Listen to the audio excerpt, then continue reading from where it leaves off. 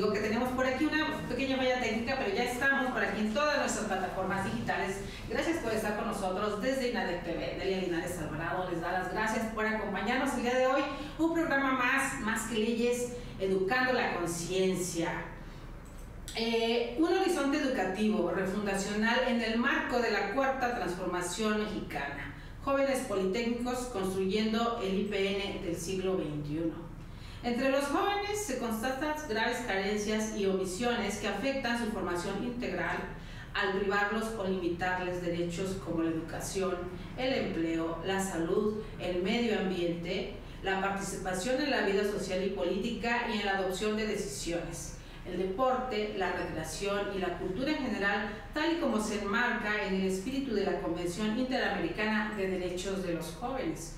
Reconociendo el papel sustantivo que desempeñan las universidades públicas del país y en especial el Instituto Politécnico Nacional, el objetivo de esta charla será, queridos amigos, analizar el papel de las y los estudiantes del Instituto Politécnico Nacional en el marco del cumplimiento, participación de políticas públicas institucionales, así como el horizonte de oportunidad que puede trazarse en el marco de la cuarta transformación mexicana.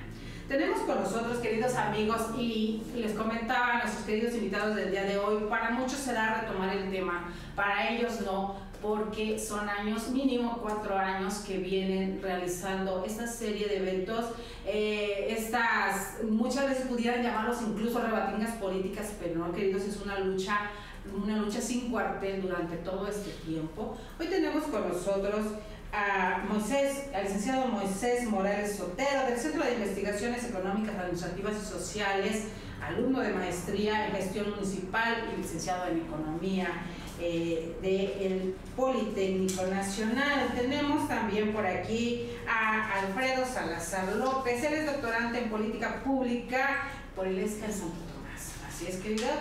Y tenemos también con nosotros a la maestra Diana Zárate Ángel. Ella es doctorante en Ciencias en Conservación del Patrimonio Paisajístico de nuestro país. Representantes, los 3, de la Asamblea General Politécnica. Y queridos amigos, gracias por confiar en INADEC TV, gracias por estar con nosotros el día de hoy.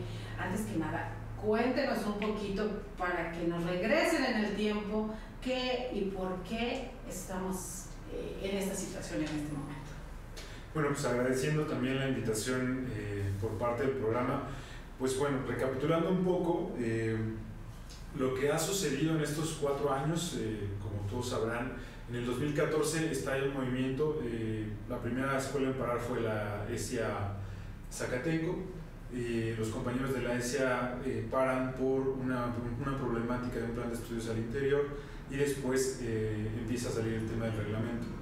A partir de eso, todas las escuelas empiezan a parar y parece que es una ola en cadena del movimiento estudiantil que empieza a tener una conjugación. Esta interpretación es una interpretación, digamos, como a título personal. Lo que nosotros vimos en las escuelas es que había una combinación de 2 procesos. Un proceso genuino, estudiantil, que buscaba alzar la voz en contra de un reglamento súper represivo en muchos aspectos. No podías ni siquiera traer la bandera del poli en una marcha. Era un reglamento que estaba retrocediendo en muchos aspectos democráticos, incluso en contra de principios de la Carta Magna, ¿no? Estando como titular del IPN, Yo lo soy justamente. Hacemos la aclaración, queridos amigos, para ubicarnos en tiempos. Sí, en el 2014. Y antes de eso, bueno, recordaremos, Enrique Villa intentó hacer lo mismo. O sea, varios directores del Instituto Politécnico buscaron hacer el mismo proceso, ¿no? ¿Qué pasó en 2014? Hubo un ya basta, ¿no? Un ya basta que estuvo combinado, te comento, de esta cuestión del movimiento estudiantil, combinado con una especie también de una fuerza que es el fantasma, por así decirlo, que siempre ha estado en el Instituto Politécnico Nacional y que yo creo que ha estado en todas las escuelas públicas, que es el movimiento porril, ¿no? El movimiento porril empieza a tomar una forma diferente, se empieza a intentar infiltrar dentro de los movimientos estudiantiles, y toman ahora ya no la forma de aquel porro que tú veías que era que te golpeaba, que venía, que te hacía, sino este tipo de porro que ahora se infiltra, que se metía en comisiones específicas. Había escuelas en las cuales hay testimonios de alumnos donde literal el director les daba las llaves, ¿no? O sea, te sonaba un poco extraño, ¿no? Ajá. Y esta combinación de un movimiento tan grande hizo la necesidad de establecer un organismo que pudiera pues gestionar todo este movimiento, ¿no? La Asamblea General Politécnica nace en el seno del movimiento del 2014 y la Asamblea de alguna manera pues empieza a tomar un papel importante. Platicábamos hace un momento, ¿no? Sobre lo que pasó en el templete con Osorio Chong, ¿no? Exactamente, queridos amigos, porque yo le decía, para el público en general nos queda muy presente esta marcha tan grande y que en Bucareli ponen un templete en cuestión de minutos y la imagen de Miguel Ángel Osorio Chong en mangas de camisa tratando de solucionar, de atemperar las aguas porque veíamos que se estaban desbordando y los medios, lo dijimos en muchas ocasiones, faltaba una pequeña chispa para causar un incendio grande. Entonces ahí nosotros vimos una situación que de momento empezó a bajar. ¿Qué sucede realmente en esta ocasión? Pues en esta ocasión toda la cuestión estratégica de este templete y todo eso es para evitar que obviamente pues fuerzas al interior del Politécnico empiecen a negociar por su parte como si fueran parte del movimiento. Tras bambalinas, como lo habían hecho antes. Exactamente, ¿no? Tú entenderás esta cuestión que se llama la política como mercancía, ¿no? Organizo un movimiento, claro, lo levanto, lo realzo, ya cuando moneda de cambio. Exacto, ¿no? Ya cuando está, no, ya compañeros, ya tenemos todo. Eso se ha demostrado y se demostró. En ese momento baja Osorio Chong en una especie de contraste histórico que en verdad es un tanto hasta penoso para el mismo gobierno que salió, porque en el momento en el que Osorio Chong le daba la mano al Politécnico, le negaba la mano a los 43 estudiantes que estaban siendo desaparecidos. Porque recordemos, queridos amigos, que acaba de suceder lo de Ayotzinapa y de repente también los jóvenes, no solamente del Politécnico, incluso en ese tiempo, curiosamente, y contrario a lo que mucho se sabía o se decía, la Facultad de Derecho de la UNAM incluso para unos días, cosa que tenía muchísimos años que no se había hecho y lo hace por dar la mano, hermanarse en esta lucha que el Politécnico que tenía y conjuntamente con lo de Ayotzinapa. Entonces los jóvenes estaban temiendo, algunos medios incluso a nivel mundial, que hubiera algo parecido a lo del 68. Claro, ¿no? Porque sí fue un estallido, 70,000 politécnicos salieron a marchar ese día. Y después de eso se viene el proceso en el cual entonces ahora sí voltean a ver al Politécnico. Es la primera vez en muchos años que el Politécnico tiene un movimiento de esta magnitud. Así es. Y a partir de eso se empiezan a instalar mesas de diálogo entre la Asamblea General Politécnica y los representantes del gobierno federal. Tú recordarás, ahí estaba parte de los que venían del Secretario de Educación, de la Secretaría de Educación y todos estos. Entonces, a partir de eso se señalan y surgen 8 acuerdos fundamentales. Y de estos acuerdos, pues, quien más puede hablar, pues es mi compañera Diana, que es de alguna manera la que ha llevado, digamos, como todo el proceso histórico de los documentos, de toda la documentación. Ella realmente tiene como todo el mapa de cómo se llegan a los 8 acuerdos y pues yo creo que sí sería importante que tú dieras esa parte. A ver, maestra Diana, compártanos un poquito porque como bien lo decía, nosotros brincamos a otros temas a partir de ese tiempo, pero ustedes han estado todos los días ahí, inmersos en ese movimiento. Cuéntenos un poquito, recapitúlenos para que nos refresque la memoria. Sí, claro. Pues en realidad la firma de estos 8 acuerdos se da en una situación incluso psicológica, política muy fuerte.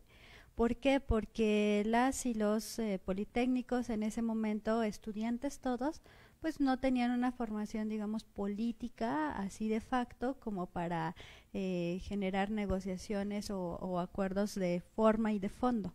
Entonces, ¿qué sucede? Bueno, se firman estos 8 acuerdos en noviembre de 2014, se entregan las instalaciones del Politécnico Nacional a principios de diciembre de este mismo año y bueno, pues el espíritu de los acuerdos tienen que ver con acuerdo número 1, no represalias a la comunidad que participó en el movimiento estudiantil, adicional al hecho de que se iba a generar la creación de una defensoría, y esto es sumamente importante, la creación de una defensoría de los derechos individuales y colectivos. El espíritu en el cual se enmarca esta defensoría es única. es única en América Latina, ninguna universidad tendría una defensoría tan completa, y es por ello que también hemos tenido un camino sinuoso y bastante aletargado en este sentido, pero bueno. Porque aparte les han querido tirar, digo, de muchas formas, así como lo mencionaba el compañero, les han querido infiltrar personas y este tipo de artimañas que sabemos que en la política mexicana no se da, queridos amigos, pero hay mucho en juego en el Politécnico. Es correcto, y bueno, recientemente en el último movimiento que tuvimos del año pasado, cuando tomamos las instalaciones de la Secretaría Académica, nos infiltraron a una persona de la Policía Bancaria e Industrial. Pero bueno, no me adelanto. Claro. ¿Qué pasó? Bueno, el acuerdo 3 tiene que ver con la celebración de un congreso que pretende ser refundacional, representativo, democrático e incluyente, el llamado Congreso Nacional Politécnico. Es probablemente uno de los acuerdos de los 8, uno de los acuerdos más importantes que pudiese tener la vida institucional, académica, política, jurídica del Politécnico Nacional. ¿Por qué? Porque ahí podemos ir repensando la forma de generar un ámbito democrático e incluyente al tomar decisiones desde la comunidad, por ejemplo, en la designación de un director general, ¿no? Que hoy por hoy está designado de acuerdo a la ley orgánica del Politécnico por el presidente de la República.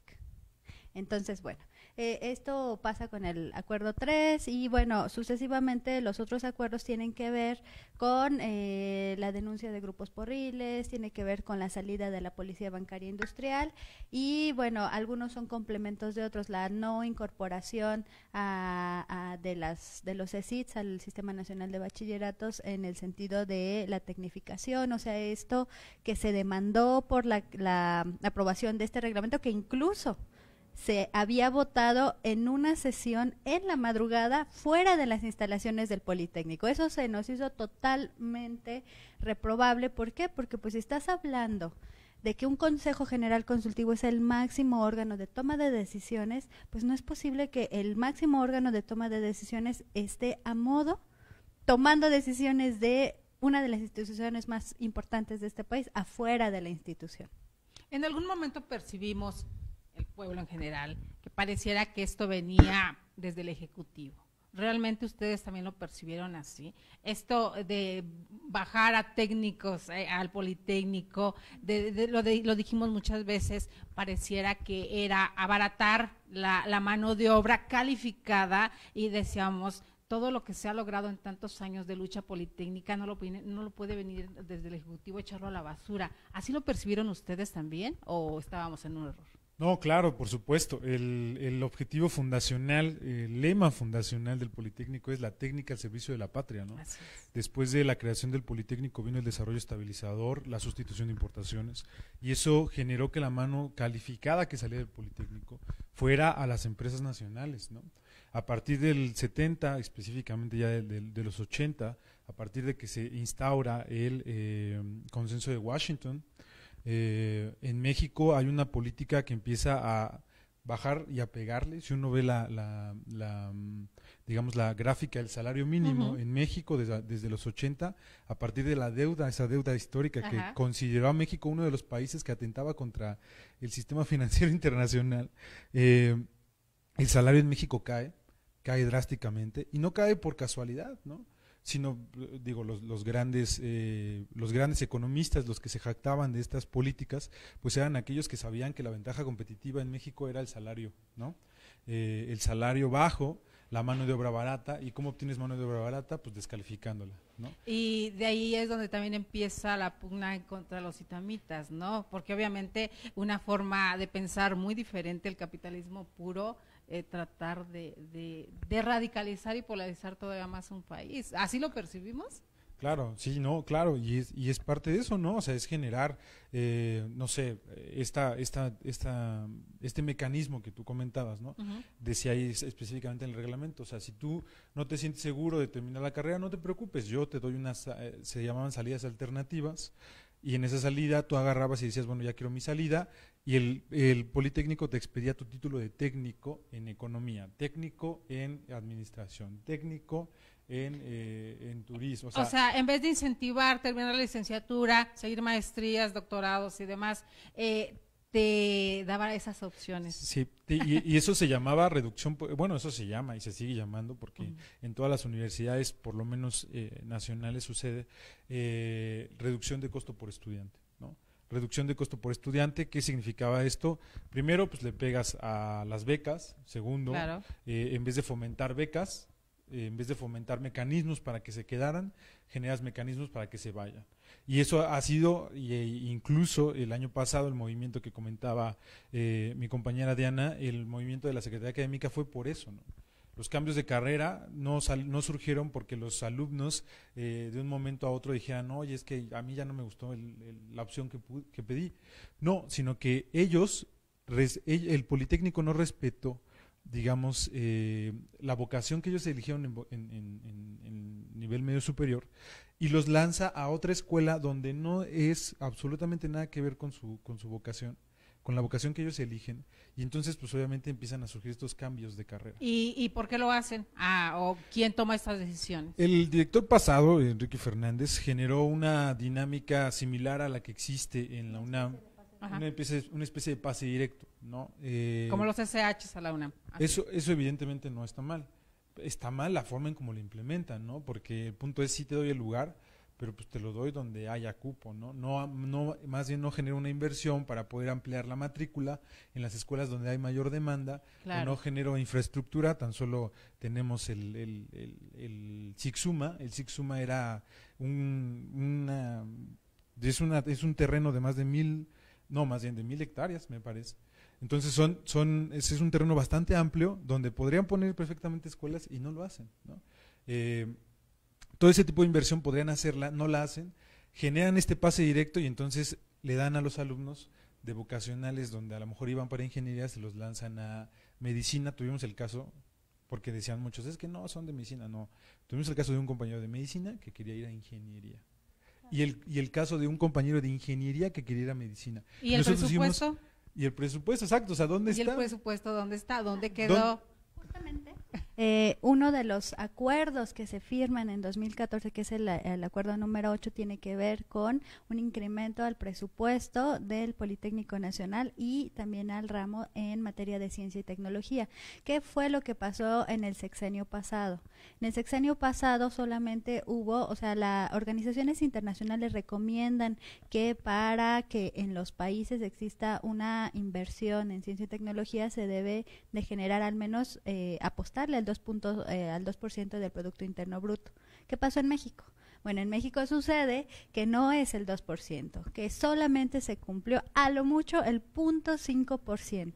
¿Esto a qué se reduce? Bueno, se reduce a un recorte en becas, apoyos estudiantiles y demás, pero justamente, y regresando un poquito al centro de la pregunta, se hace esta reducción del apoyo a las y los jóvenes que desean estudiar un posgrado o algún apoyo a nivel estudiantil, pero por el otro lado también se genera un apoyo hacia la industria o hacia la inversión privada. Entonces, Claro, ¿qué pasa? La mano de obra barata, volvemos a lo mismo, calificada pero más barata. Sí. Al ser técnico, obviamente no tienes la misma aspiración monetaria, no puedes exigir tanto si ya tienes la carrera terminada de ingeniería o una licenciatura completa o maestría, ¿no? Claro, y va por ahí.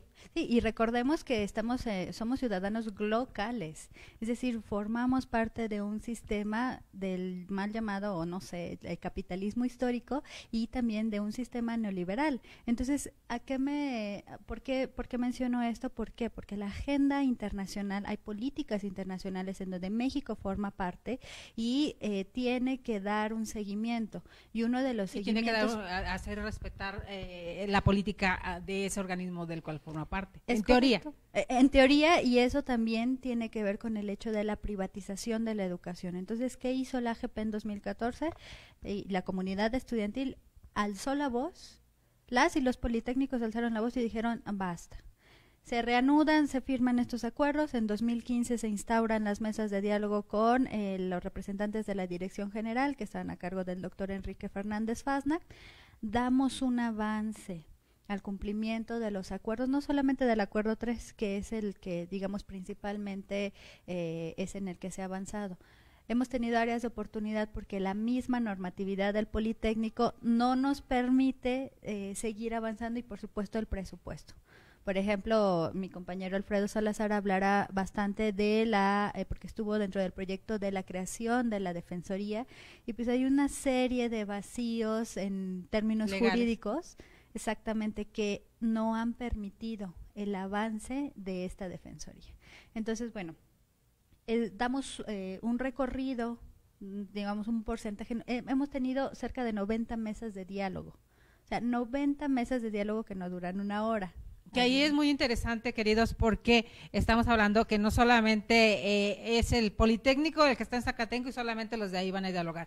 No, entonces la complejidad de reunir a tantos representantes, ¿qué ha sido? ¿Cómo lo han logrado? Porque no es fácil, no lo entendemos desde donde nosotros lo percibimos, que no es fácil. ¿Cómo han logrado de alguna forma aglomerarse y llegar a un consenso lo más parecido, precisamente buscando que no les vuelvan a tirar sus mesas de diálogo como lo intentaron muchas veces? Pues hemos tenido, la verdad, un camino pues un poco áspero, sinuoso y desgastante, porque a final de cuentas pareciera que la agenda federal tiene que ver con el hecho de deshacer los movimientos estudiantiles. De desgastarlo. Es correcto. También, ¿no? Es correcto. Porque apuestan muchas veces a que, ok, está en la licenciatura, ok, está en ingeniería, lo desgastamos al rato, ya tiene que salir. Es correcto. Sí, de hecho ellos dicen, los estudiantes son efímeros. Los que nos quedamos aquí somos los profesores, profesoras y los compañeros del personal de apoyo. Y entonces la base de las universidades pues finalmente es la comunidad estudiantil. Por supuesto. ¿Cómo nos hemos organizado? Las universidades sin estudiantes. Claro. es tan simple, ¿no? Aunque tengan el presupuesto que tengan, o sea, es necesaria alzar la voz y escuchar. ¿Qué hemos hecho nosotros? Bueno, hemos tenido un aprendizaje bastante interesante. ¿Por qué? Porque justamente después de que se termina y se regresa a las labores de académicas y cuestiones del tipo, pues tenemos una comunicación. O sea, esto fue una de las cosas que marcó el movimiento de 2014. O sea, era impresionante cómo un compañero de nivel medio superior podía estar en constante comunicación con un compañero o compañera de posgrado. O cómo era posible que a lo mejor nosotros desde la Ciudad de México tuviéramos contacto con compañeros de Guanajuato. O sea, hay lazos que todavía se siguen formando y que también el movimiento de 2014 dejó.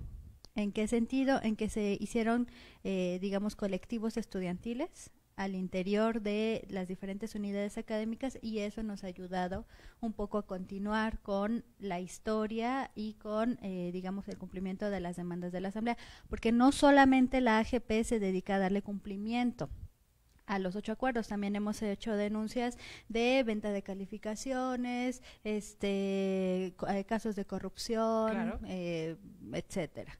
Acoso para compañeros, compañeras, opacidad en los reglamentos. Incluso en 2018 nosotros hicimos la denuncia de la opacidad que había respecto a los cambios de carrera. Porque ¿qué pasaba? Un joven que quería ingresar, como ya lo expresó el compañero Moisés, quería ingresar a medicina y lo mandaban a ESIME, Zacatenco, a estudiar ingeniería eléctrica, pues obviamente se frustraba, desertaba porque digamos, los requisitos de las convocatorias cambiaban. Cada semestre eran fluctuantes, es decir, no había una consistencia. Nosotros, aun cuando, como hemos visto, aquí hablo como madre de familia, que los chicos quieren ingresar al Politécnico y entonces empiezan a buscar qué boca me va a tocar, ¿no? Porque qué es lo que quiero estudiar. Ay, me queda lejísimos. No, pero para entrar a eso necesito un promedio exageradísimo, ¿no? Buscando la excelencia todo el tiempo.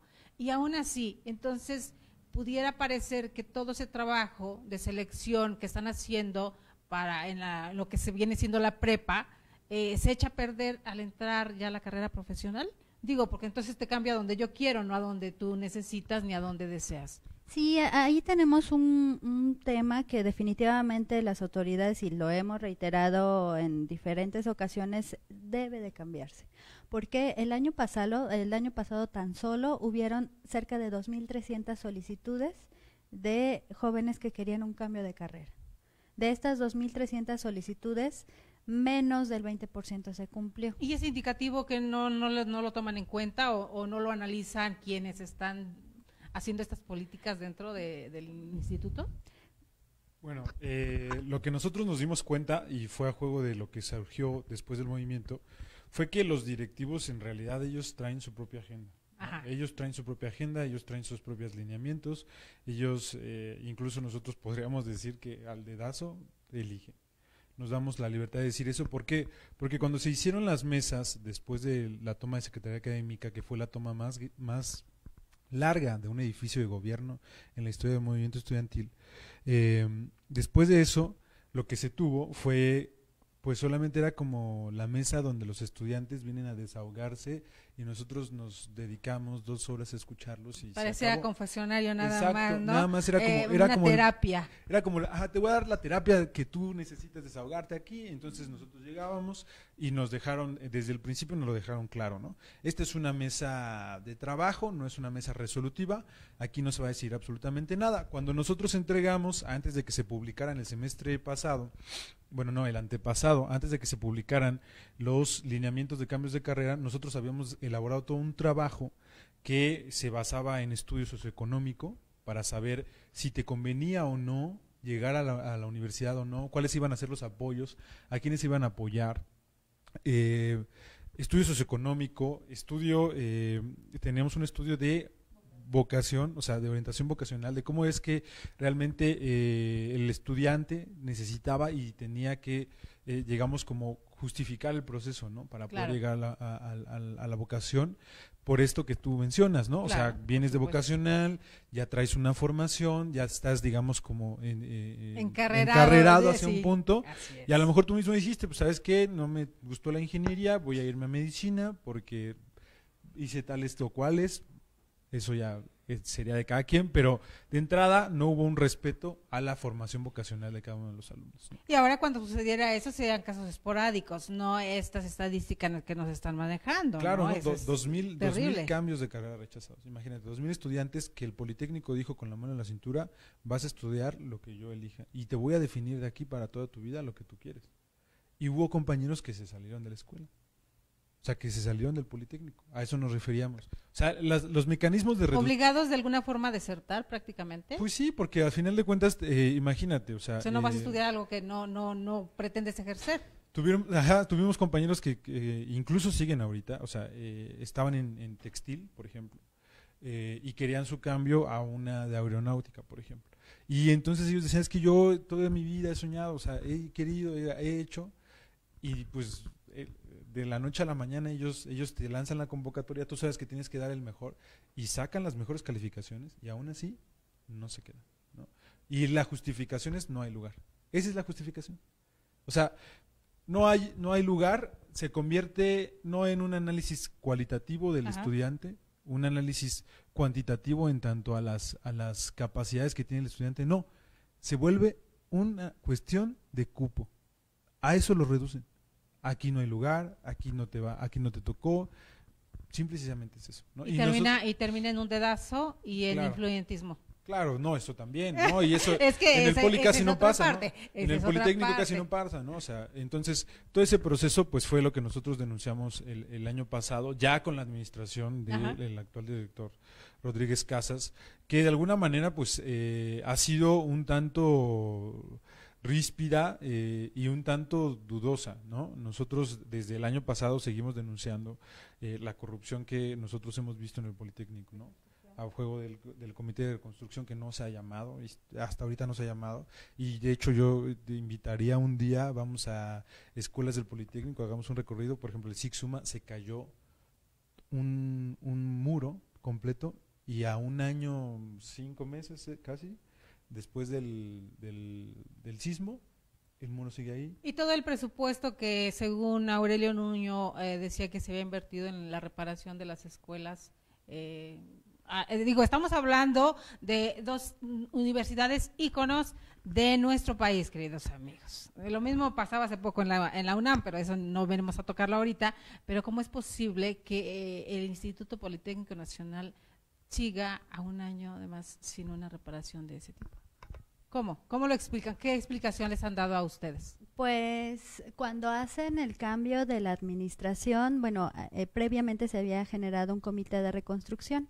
Este comité de reconstrucción pues eran expertos, estudiantes y también algunos profesores. Digo, teniendo los ingenieros que tienen. Justo, y que han ganado premios nacionales, internacionales, y los ingenieros civiles de la ICE Zacatenco son de lo mejor que hay en América Latina.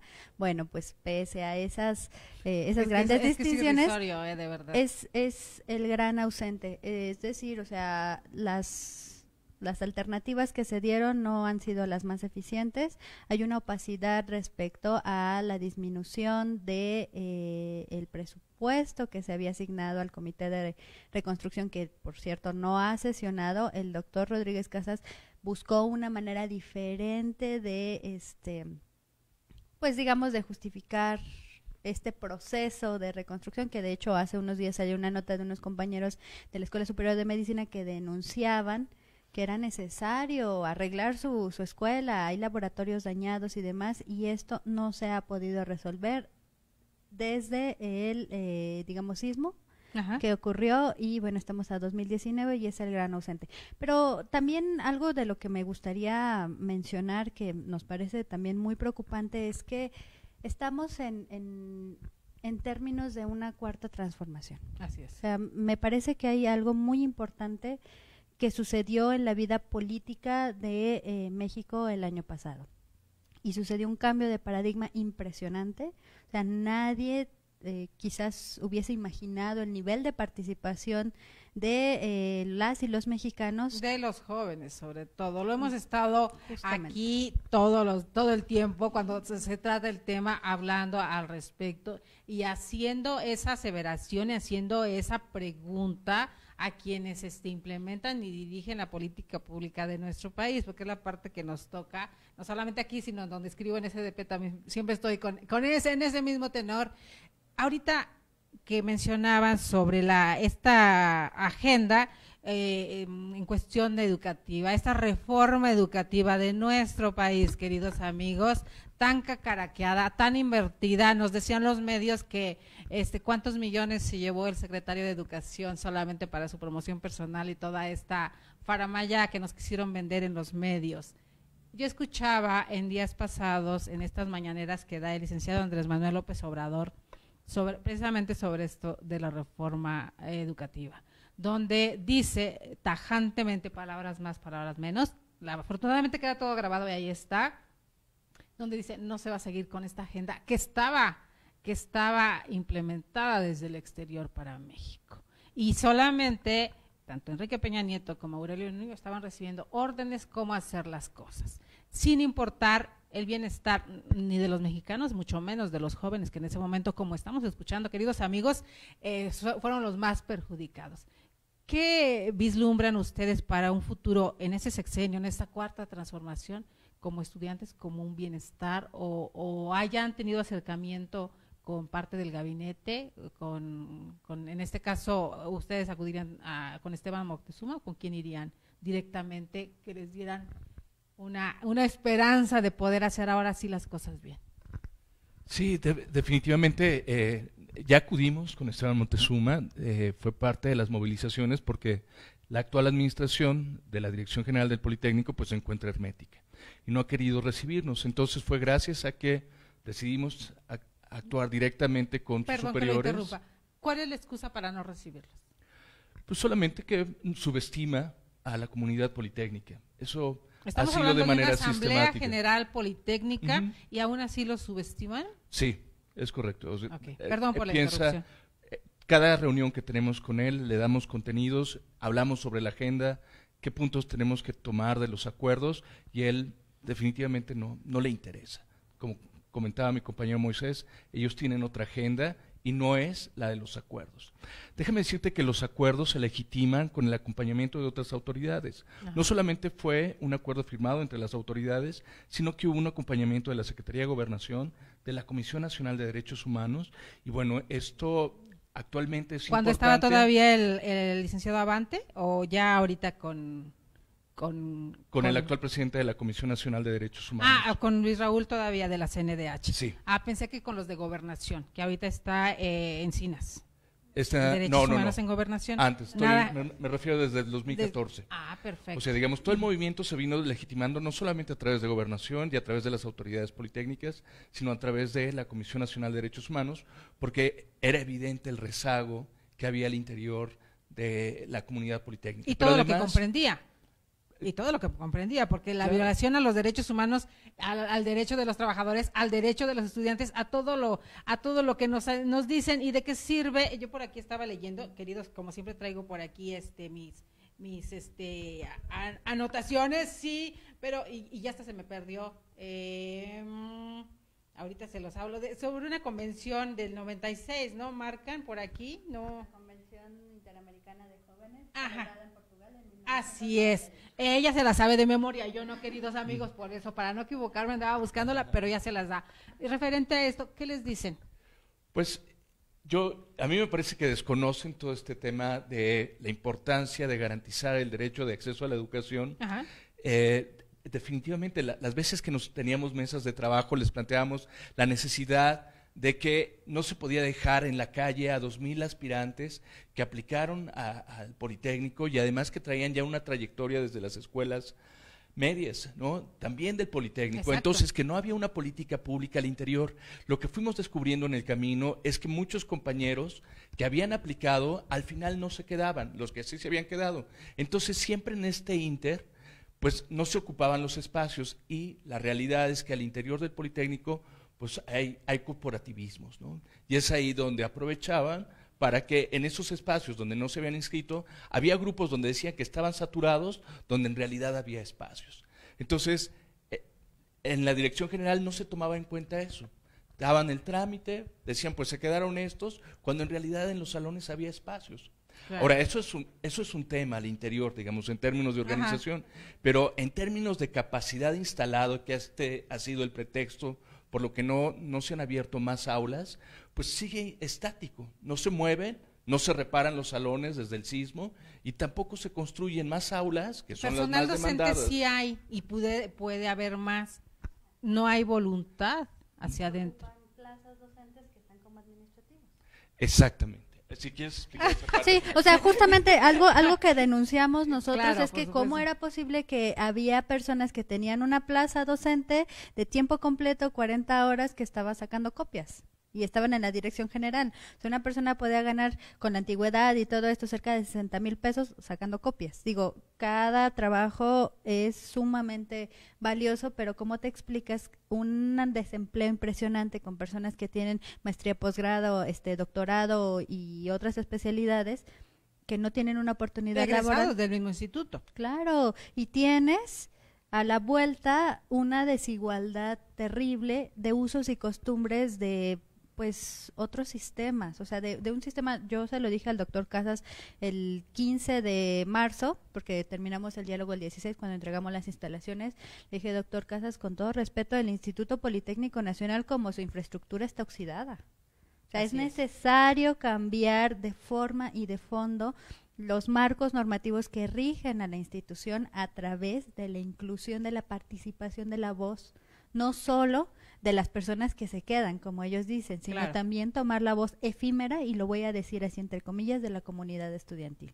Y bueno, a mí me gustaría mucho, no sé si tú estés de acuerdo, de que el compañero Alfredo nos hablara un poco más del espíritu de esta defensoría que también está en el tintero, que nos parece que podría ser un punto de acuerdo que le pudiese dar una mayor voz a la comunidad estudiantil. Adelante, por supuesto.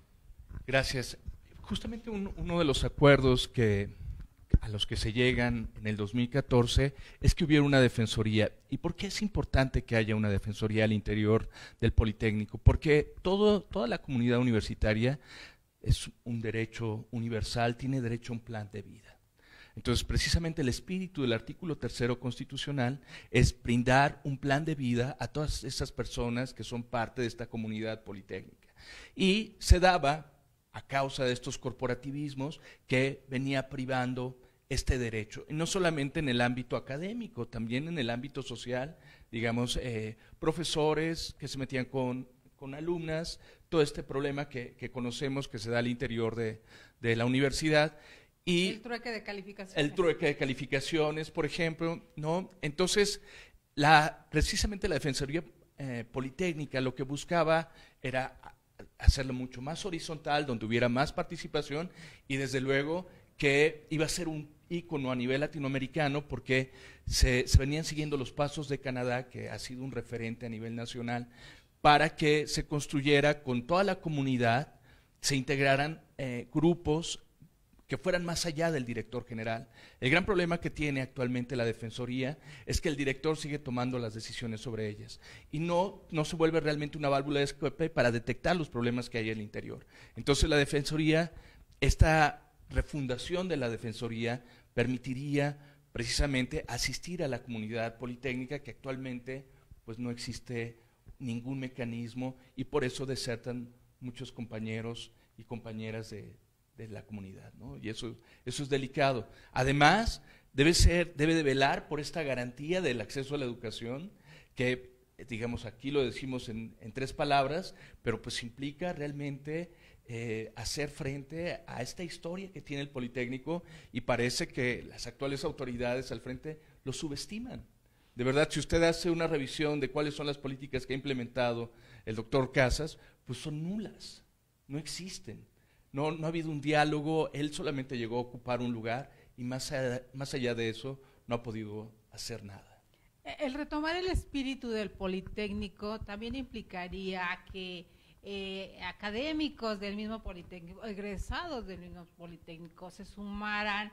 Digo, todos sabemos que el alma mater la van a llevar toda la vida, entonces por lógica se pudiera echar mano, acercarnos a gente egresada del mismo Politécnico para refundar, para recuperar este espíritu que sienten ustedes que se está perdiendo por culpa de algunos de los de saco y corbata dentro del mismo Politécnico. Y de hecho, en el acuerdo número 8 viene que pues es el acuerdo número 3, o sea, viene que el espíritu del Congreso es incluyente. Y eso es lo que nosotros deseamos. Y es algo con lo que nosotros hemos venido manifestando. O sea, todo mundo, toda la comunidad politécnica debe estar en el Congreso Nacional Politécnico. Pero ¿qué pasa? ¿Por qué no hemos llegado a 4 años? O sea, le damos una mirada hacia atrás, somos muy autocríticos también, sabemos que hemos cometido demasiados errores, pero también sabemos que somos una minoría, aunque somos una gran cantidad de estudiantes, pero somos una minoría discriminada en muchos sentidos. Hemos sufrido represiones, acoso político. Hemos tenido casos de represión académica, administrativa y cuestiones por el estilo por participar al interior del movimiento estudiantil.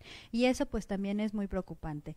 ¿Qué sería lo deseable para nosotros? Bueno, pues lo deseable sería que en el marco de la Cuarta Transformación, y nosotros realmente le apostamos a que va a haber un cambio de paradigma con la ruptura de este plan a modo de la reforma educativa que estaba implementándose en el sexenio pasado, pues nosotros esperaríamos que no solo, el doctor Concheiro hace una semana hizo la declaración de que va al Congreso Nacional Politécnico y nosotros también estamos en la misma sintonía, pero no queremos que vaya un Congreso Nacional Politécnico amañado o como se ha ido haciendo en todo este tiempo, claro. Porque gran parte de la Cuarta Transformación que nos manejan desde el Ejecutivo también es esta lucha contra la corrupción.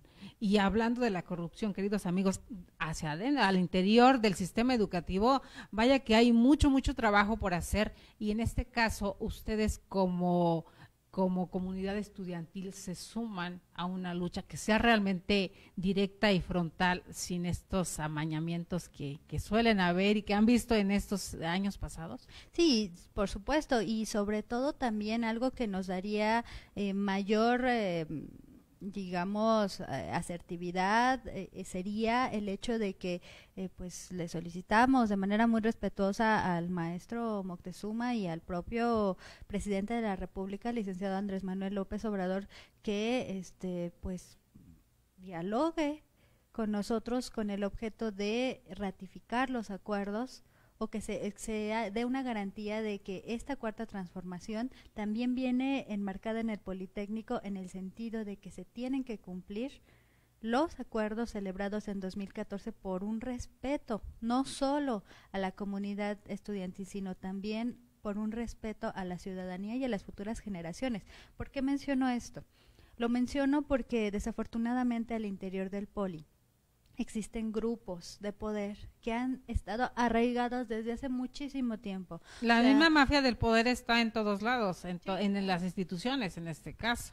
Y entonces ahí hay nombres, hay nombres y como dicen en el pueblo, pelos y señales, queridos amigos, nada más cuestión de buscarle un poquito. ¿Qué pedirían? Que todas estas asambleas que sean a partir de ahora sean a puertas abiertas, porque también nos damos cuenta que muchas veces los mismos medios, queridos amigos, seamos honestos, a veces ese sesgo informático que tenemos por todos lados es preocupante. Sería bueno para ustedes que todas las mesas de diálogo o todos los acuerdos que se lleven a partir de ahora sean a puertas abiertas.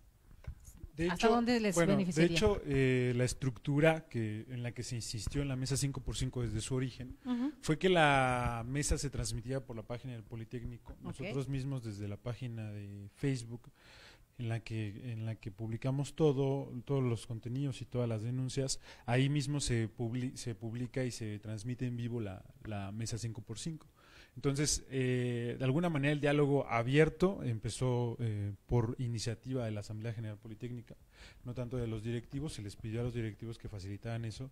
Incluso todavía, hablando de la pasada mesa de diálogo, el día lunes, el director y los directivos, pues hicieron una mañosa, ¿no?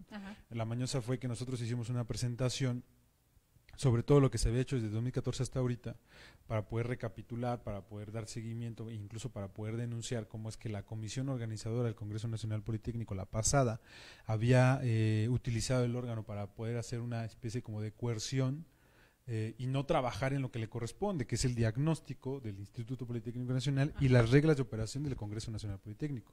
No trabajó en eso, lo primero que intentó hacer fue pegar, golpear para poder ver qué sacaba.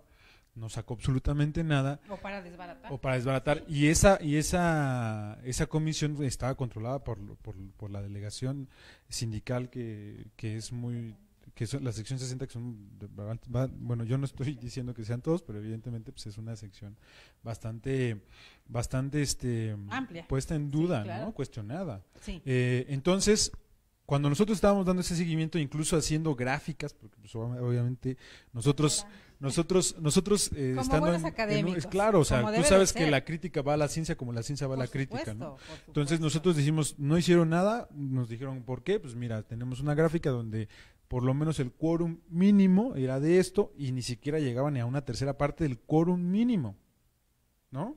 ¿Y qué le respondieron al respecto? No, pues nada más se nos quedan viendo y dicen, no, sí. Es que ese es el problema, Y que les voy a decir, sí lo transmiten por el Poli, pero de repente cortan a la hora que No, se les y incluso antoja. cuando sucedió lo de la infiltración de esta PBI, que está activa, porque yo metí el documento a la CNDH, metimos el documento, yo recibo los documentos que me mandan de la CNDH y la respuesta del director y del abogado general es que nunca se ha tenido conocimiento y ella ni siquiera está en la policía, ¿no? Cuando se le cuestiona esto a la policía, a la PBI, Ajá. dice sí, ella está activa, sí, ella tiene tantos años en la PBI, y lo que se dice, y lo que dice ella, es que ella según se acercó a nosotros, porque nosotros facilitamos, fíjate cómo nos intentan voltearnos a nosotros las cosas, nosotros facilitamos el proceso de entrada al Politécnico, nosotros dijimos, no, nosotros no hacemos eso, nosotros generamos un movimiento de rechazados, en el cual lo que se busca es hacer que los rechazados no estén siendo rechazados y cada vez sean menos, ¿no? Pero entonces no se aclara una cosa, no se aclara que la PBI contaba con una identificación del ESIME Zacatenco, con una boleta del ESIME Zacatenco, y el argumento que ella está dando, de que según se acercó para poder entrar al Poli, es totalmente falso. Porque ella firmó como alumna del Politécnico, ella mostró documentos del Politécnico. ¿Quién se los facilitó? Exacto. La Dirección General. Entonces, ¿y esa investigación quién la llevó a cabo o hay indicios, digo, hablando en términos jurídicos, qué fue lo que pasó? ¿Hay algún resolutivo en ese caso? No, la CNDH nos ha estado mandando las respuestas de la dirección y nos dicen que evidentemente no, que es falso, que ellos no tienen conocimiento, Ajá. o sea, en un auténtico uso de las prácticas priistas del siglo pasado, o sea, Ya ahorita con el licenciado Luis Raúl está sucediendo, le sí, sigue sí, sucediendo sí, esto. sí. Querido, y después se quejan de que los critican a la CNDH porque al guachicoleo así rápido fueron a proteger.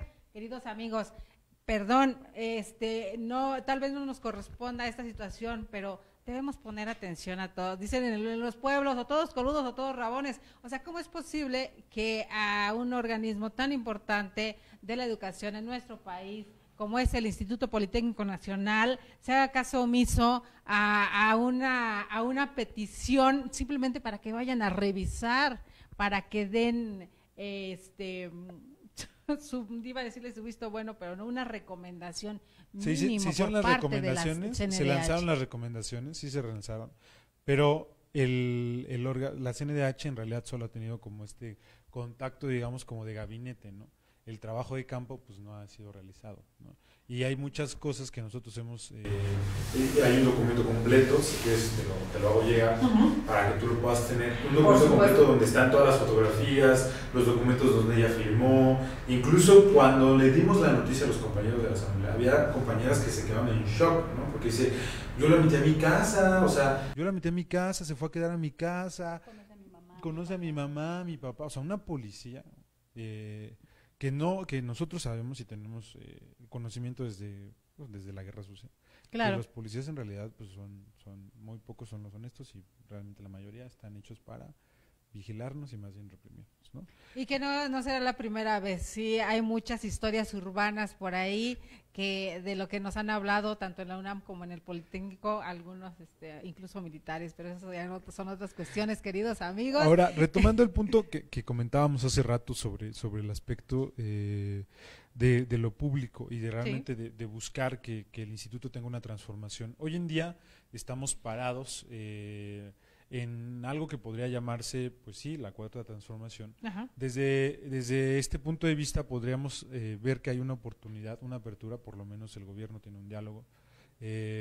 Ha cambiado la agenda, digámoslo, porque pues yo creo que Rodríguez Casas está buscando quedarse con el puesto, ha cambiado la agenda, se ha dado una apertura, pero nosotros buscamos que se haga bien, ¿no? En la última mesa de diálogo tuvimos, digamos, como la diferencia con la dirección de que ellos ya querían así, o sea, sacar el día viernes la convocatoria, ¿no?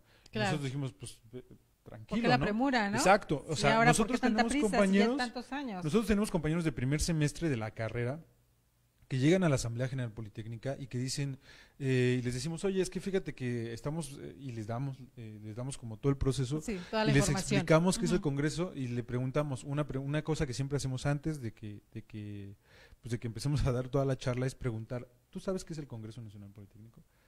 Y los jóvenes no saben. ¿Quiénes sí saben? Los profesores, los del sindicato, los directivos, los estudiantes, ¿no? Y la campaña que nosotros le proponíamos al director era campaña de información. ¿Por qué? Porque los estudiantes no saben qué es el Congreso Nacional Politécnico. No saben que el Congreso podría ser de carácter refundacional. Podríamos incluso pensar en una cuestión de toda la población estudiantil y de maestros vota por el director general y ya no es el presidente quien lo designa. Exacto, esos sea, dedazos. Exacto, esos dedazos autoritarios que más bien, incluso todavía pasa en la UNAM, que según es autónoma, Ajá. pero pues obviamente ahí está el dedazo, Sí, ¿no? por supuesto. Evidentemente lo que nosotros estamos buscando con el Congreso Nacional Politécnico, sí, es que se junten todas las voces, sí, que sea incluyente y que sea con un carácter refundacional. El camino que tenemos todavía es un camino largo, lo sabemos. ¿Qué Seguimos porcentaje aquí. de maestros sienten o han percibido ustedes que están de alguna forma convencidos de lo que ustedes están haciendo? ¿También hay renuencia por parte del personal docente? No, definitivamente hay grupos. Claro. Los profesores se han organizado, hay dos, así como hay un sindicato de profesores en la UNAM, al interior del Politécnico también hay dos corrientes de profesores y cada uno ha decidido apoyarnos porque desde luego este congreso no solamente implica a los alumnos, implica a toda la comunidad politécnica. Entonces cada grupo, desde luego en la afinidad que tienen y en lo genuino que es el movimiento de la AGP, se ha venido sumando y nos ha venido apoyando en cada solicitud, en cada movilización, ellos vemos claramente una participación por varios profesores. De verdad es un movimiento genuino e invitamos a todos que se sumen y que participen. Eso es lo fundamental en esta cuarta transformación. Pues queridos amigos, la Asamblea General del Politécnico es una organización que desde el 2014 adquiere reconocimiento por las autoridades federales y es legitimada en términos del artículo 34 de la Ley Orgánica del IPN a fin de solicitar a las autoridades académicas atender rezagos. Esto a grosso modo para que entiendan de qué hemos estado hablando, queridos amigos, los que no se conectaron desde un inicio. Por aquí les mandan saludos, Nirva Pinzón hasta Mexicali, precisamente hablando de universidades, sabemos Nirva Pinzón que por ahí tienes cercanía con la Universidad de Mexicali. La licenciada Anselma Orizaba Sánchez les manda saludos, Jafet Pérez les manda saludos y el Comité de Comunicación Social Politécnico de la AGP. Entonces, pues queridos amigos, de verdad, esto fue improvisado, queridos, no lo teníamos planeado de esta forma. Les agradecemos infinitamente que hayan confiado en el Instituto Nacional de Desarrollo Jurídico, que es INADEC, para estar con nosotros desde INADEC TV, presentarnos esta lucha tan grande que traen desde hace 4 años y esperemos que en cuanto tengan ustedes algún resolutivo, que tengan respuesta desde el Ejecutivo o desde la SEP en este caso también, nos lo hagan saber para darle continuidad, porque sabemos que más de algunos están mirando y créanos que sí, por aquí más de alguno, por eso les decía, queridos amigos, la información que hoy les íbamos a compartir va a levantar mucho polvo y mucha ámpula a más de alguno por ahí. Y también a manera de pequeño comercial, bueno, nosotros somos un movimiento estudiantil que pues obviamente es sin fines de lucro, nos consideramos apartidistas, así lo hemos mantenido para generar esta legitimidad que hasta ahora tenemos. Y bueno, si quieren seguirse enterando de hacia dónde vamos, cómo nos localizan, bueno, tenemos las mesas de diálogo regularmente, bueno, más bien las mesas 5x5 son abiertas en el sentido de tenemos un espacio en una página de Facebook, Comité de Comunicación Social Politécnica AGP 2018, esta página tiene cerca de 900 seguidores, tuvimos un problema con la otra página de 70,000 seguidores, fue súper lamentable, pero ¿Quién bueno. sabe por qué pasan esas cosas? Sí, ¿verdad? sí, las autoridades no se meten, no sé, Sí, ¿cómo sí. creen? Y también tenemos en Twitter nuestra cuenta que es @ccsp_agp. Y pues nada, les agradecemos muchísimo el espacio, muchas gracias por darnos esta voz tan necesaria que es súper importante para nosotros. Sabemos que una gran parte del éxito de estar, digamos, aún en activo es gracias a ustedes, los medios de comunicación que nos ayudan a impulsar la voz que de pronto nos quieren callar. Así es. Entonces, muchas gracias por el espacio, muchas gracias a quienes están viendo y sí, seguramente esto va a levantar ámpulas, pero que sean ámpulas de autocrítica, construyamos el Instituto Politécnico Nacional del siglo XXI, vayamos por un Congreso Nacional Politécnico que refunde nuestra alma mater y por supuesto invitamos a todas y todos los politécnicos a que se sumen a nuestras mesas de diálogo. Justamente vamos a tener una mesa el próximo jueves 8 de febrero a las 5 de la tarde en la sala de exdirectores. Pueden seguirnos por nuestras redes sociales y también vamos a tener una mesa de trabajo precisamente donde vamos a hablar acerca de temas del Politécnico respecto a la comisión organizadora que va a organizar este congreso y también el tema de convocatoria de cambios de carrera de este año, porque nuevamente encontramos ciertas opacidad y bueno, pues ciertas áreas de oportunidad que nos gustaría mejorar en conjunto con la comunidad. Pues con todo el gusto del mundo nos envían la liga para compartirla en la página de INADEC TV, en nuestras redes sociales y créanme queridos que nos sumamos a esta lucha que tienen ustedes, porque también muchos de los catedráticos que están aquí en el Instituto Nacional de Desarrollo Jurídico, algunos también pertenecen al IPN, tienen sangre guinda. Entonces, les agradecemos infinitamente. Le agradecemos infinitamente a la doctora Rebeca Paola Arteaga, que cede su espacio el día de hoy y nos comparte esta problemática de lo que sucede en la educación profesional en nuestro país, que vaya que es muy interesante lo que nos vinimos a enterar, lo que nos vinieron a compartir el día de hoy. Y por el otro lado felicitamos a la doctora Rebeca, ya nos va a venir a contar qué es lo que está haciendo, porque nos compartes, porque aquí nuestra querida invitada también sabe qué está haciendo la doctora Rebeca. Sí, la verdad es mis mayores respetos, porque creo que es una persona muy transparente y que sí se nota que hay espacios democráticos. Ella ahorita tomó protesta en la Asamblea de Mujeres de la Ciudad de México, entonces es una persona sumamente respetable y que creo que puede impulsar un cambio de forma y de fondo también en los derechos de las ciudadanas. Y por eso es tan importante, queridos amigos, los jueves de Ciencia y Tecnología, pues nada más y nada menos que el Instituto Politécnico Nacional está presente hoy con nosotros desde INADEC TV. ¿Algo más que quieran decir? ¿Algo más que no se nos vaya a quedar? ¿Algo? Yo sí. Bueno, nada más recalcar esto, ¿no? Recalcar que los invitamos a que sigan el movimiento estudiantil, no solo en el Politécnico, en la UNAM, que generemos un espacio amplio, que por fin podamos romper como ese malestar en el cual surge por la agenda, pero después se viene para abajo, ¿no? Y generar un cambio, pues, profundo en la política nacional, ¿no? Nosotros desde la Asamblea General Politécnica damos este mensaje y nos gustaría pues siempre tener esa apertura con todos los movimientos y que podamos juntos pues marcar un rumbo diferente en el movimiento estudiantil a nivel nacional.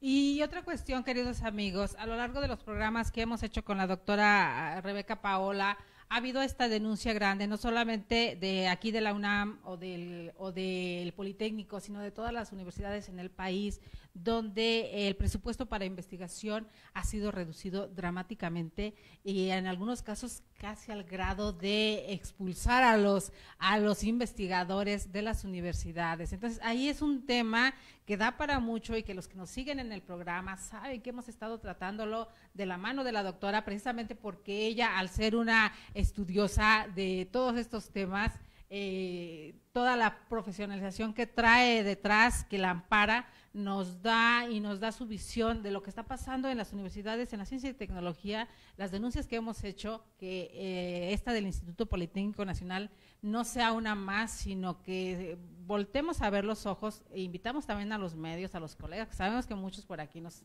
miran, y por la otra parte a todos los colegas, a los abogados que están pendientes del programa, pues no está de más tomar en cuenta lo que está sucediendo y que noten su opinión. Para eso están las redes sociales, ¿no? También abona y sentir el apoyo y el cobijo de la sociedad civil. Sí, acérquense por favor con nosotros, o sea, nuestro grupo finalmente pues aprende todos los días, es un grupo interdisciplinario de diversas unidades académicas, pero definitivamente el apoyo jurídico sería invaluable para nosotros, para que le demos avance a el cumplimiento de estos acuerdos, que de verdad no es solamente para satisfacer las necesidades de un grupo, sino también es para estas y las generaciones futuras que van a poder gozar de una educación pública, gratuita y de calidad en las universidades del país. Muchas gracias. Pues, querida maestra Diana, le agradecemos muchísimo, Diana Zárate Ángel, qué bonito apellido, que estuviera con nosotros, Alfredo Salazar, gracias por estar con nosotros, Moisés Morales, es que iba a decir Otero y no me acordé que iba antes, Moisés Morales, gracias por estar con nosotros, gracias por confiar en INADEC TV, y pues cualquier cuestión, aquí están las puertas abiertas para ustedes, les vamos a agradecer infinitamente que nos compartan lo que va sucediendo a lo largo. Queridos amigos, pues de esta forma terminamos un programa más desde Más que Leyes, educando la conciencia, y vaya que dejamos mucha tarea para todos nuestros seguidores sobre el tema del día de hoy. Por ahí vamos a estar esperando sus comentarios al respecto, sus inquietudes, incluso preguntas, si tuvieran preguntas para los invitados que estuvieron el día de hoy, se las haremos llegar con todo el gusto del mundo. Sabemos que más de alguno nos va a dar su opinión al respecto y vaya que vamos a estar esperándola. Recuerden que el día de mañana, queridos amigos, el día de mañana tenemos cultura, los viernes de cultura desde INADEC TV. Seguimos con la defensa de los pueblos originarios, las lenguas originarias, en este 2019 que la UNESCO declara como defensores, como para defender las lenguas y las lenguas madres en todo el planeta. Mañana tenemos con nosotros a el maestro Amílcar Jiménez, hablando de cuestiones musicales, gente, si ya me regañaron por acá, gente especializada en música, hablando de becas, de gente estudiosa, de academia, en este caso de licenciatura en música y demás, alguien muy, muy profesional, muy especializado, egresado incluso de la Academia Berkeley allá en Massachusetts, en Boston, nada más y nada menos. Queridos amigos, becados al 100%, gente muy, muy preparada. Mañana estará con nosotros el maestro Amílcar Jiménez desde San Juan Huichicobi, allá en Oaxaca, como defensor de la lengua mije. Nos va a dar mucho gusto recibirlo por aquí y compartir con ustedes. Muchas gracias, queridos amigos, por el día de hoy. Nos vemos mañana. Recuerden, más que leyes, educando la conciencia.